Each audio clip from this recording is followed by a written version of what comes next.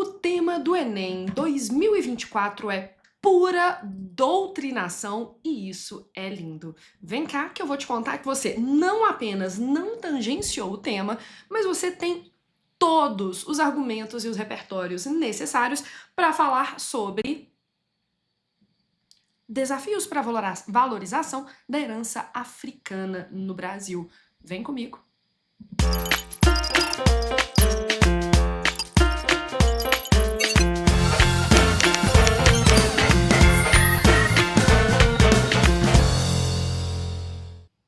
Gente, acabou de sair o tema do Enem 2024 e eu não poderia estar mais feliz.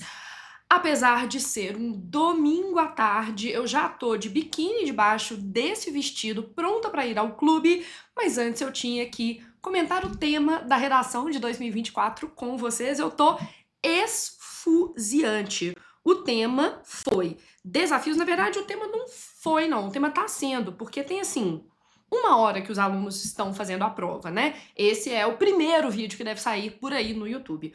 O tema foi desafios para a valorização da herança africana no Brasil. A gente já vai começar lembrando o seguinte: a primeira coisa que a gente sempre pensa quando começa a fazer uma redação no modelo Enem é o que está acontecendo. Se o tema foi desafios para a valorização da herança africana no Brasil, o que a gente tem aqui como situação problema que está escondida é, no final das contas, deixa eu ver se vai ficar legal escrito aqui embaixo, vai aparecer, gente? Eu acho que vai, né? A nossa situação problema, eu vou passar uma fitinha aqui, vai ficar mais legal. Eu acho que a nossa situação problema hoje, olha, ficou legal, vai ser a desvalorização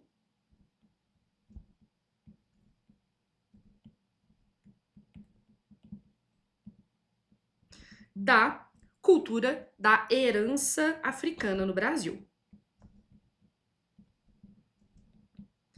Portanto, como fica muito fácil achar a situação problema, que seria, neste caso, essa desvalorização da herança africana, eu pensaria primeiro num desenvolvimento clássico por causas da desvalorização que correspondem aos desafios que você apresentaria numa outra estrutura e no D2 colocar as consequências da desvalorização. Então aqui já vou montar com vocês uma estrutura, na verdade, mais de uma estrutura textual possível. Eu fico pensando aqui, por exemplo, em escrever um texto cujo D1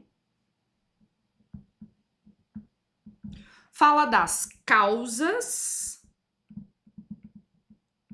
da desvalorização.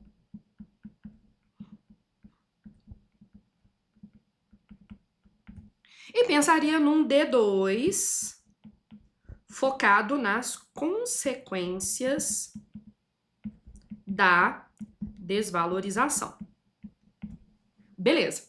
Mas a gente poderia pensar também numa outra estrutura possível, considerando que a nossa frase temática traz algo que é, pelo menos em teoria, importante, positivo, ainda que não seja suficientemente reconhecido, que é a valorização da herança africana no Brasil. Eu consigo pensar em um outro desenvolvimento possível também, tá, gente? Aqui são várias opções. Então, você pode fazer no D1, causas da desvalorização, no D2, consequências da desvalorização, lembrando que as causas da desvalorização correspondem aos desafios à valorização. Tá? Então, eu tô cumprindo a frase temática, sim.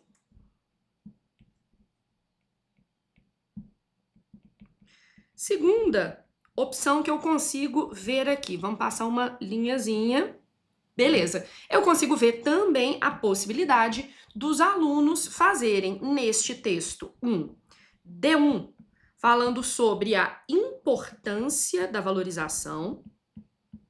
Então, a ideia de dar visibilidade a essa população, ou até mesmo os avanços históricos nessa valorização, né? A gente tem, coincidentemente ou não, neste ano, completando 10 anos, a lei que obriga o ensino de história e cultura afro-brasileira nas escolas. Então, essa obrigatoriedade, a inclusão disso no nosso currículo regular, para mim, representa um avanço. Uma conquista. Então, esse seria o parágrafo de abordagem positiva. Neste caso, eu deixaria a problematização para o D2, tá? No D2, você vai colocar os desafios à valorização. Por exemplo, ainda que haja... Deixa eu escrever aqui bonitinho. Desafios à valorização. Ainda que haja, por exemplo, essa lei, que se não me engano é a 13.069 de 2023, eu tenho que conferir o número dessa lei. Eu tô aqui na empolgação, gente, eu tô na adrenalina, sinto muito. Ainda que haja essa lei, um dos desafios, que é o descumprimento dessa lei, acaba não deixando com que essa lei cumpra a sua função. A gente poderia falar, por exemplo, da falta de conhecimento sobre a herança africana no Brasil, fruto de um apagamento histórico, fruto de um racismo estrutural, todos esses repertórios socioculturais, fruto, por exemplo, de um racismo linguístico, um conceito também muito interessante. Então aqui, ó, a gente poderia falar desses desafios à valorização, entre eles o racismo estrutural,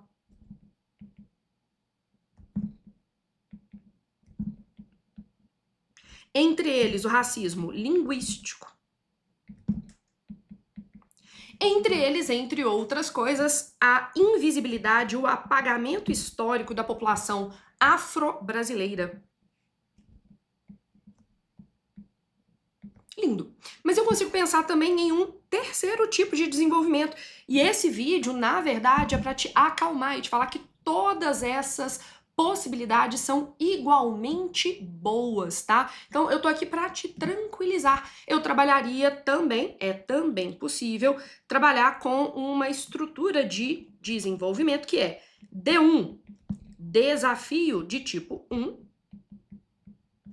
Por exemplo, desafios históricos, o histórico de racismo, de apagamento, de desumanização da população afro-brasileira. E desafio 2, por exemplo, os desafios contemporâneos, né? Essa reação conservadora que vê nas pautas raciais um suposto identitarismo vazio. A gente vê muito esse discurso, né?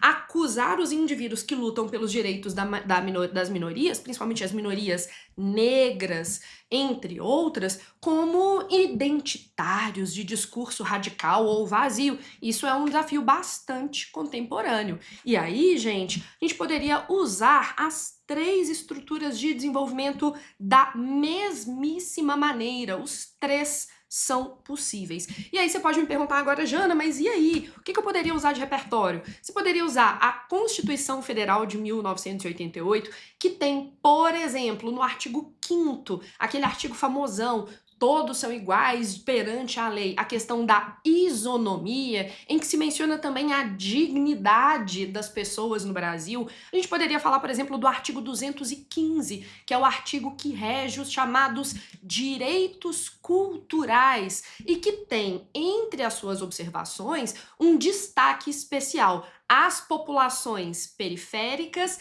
e pretas. Olha que coisa maravilhosa. Artigo 215, os direitos culturais. A gente poderia falar, por exemplo, da nossa querida Lélia Gonzalez, com a noção de português, que é a importância do reconhecimento da herança africana na língua portuguesa. A gente poderia, por exemplo, falar sobre a reação negativa a esse conceito de contribuição africana à língua brasileira, que é o racismo linguístico. A gente poderia falar dos diversos intelectuais pretos e pardos no Brasil como, por exemplo, Beatriz Nascimento, como meu querido Milton da Massa, Milton Santos, e falar que, infelizmente, no Brasil a gente ainda vive um apagamento dessa população, uma população que tem a sua cidadania mutilada. A gente poderia falar do sociólogo brasileiro Florestan Fernandes, que foi o grande defensor das políticas de igualdade e de equidade no Brasil. Eu tenho certeza que todo mundo que foi meu aluno, seja aqui, seja nos meus cursos, quem já assistiu a qualquer aula minha, arrasou. E agora é que eu vou pedir a sua contribuição. Eu queria te pedir para você me dizer aqui embaixo qual ou quais argumentos e repertórios socioculturais que você aprendeu comigo aqui neste canal você usou, porque eu tenho certeza que todos os meus alunos arrasaram. Queridos, aguardo sair a proposta completa para comentar os textos base, mas aguardo também as comemorações aqui no meu perfil. Um beijo.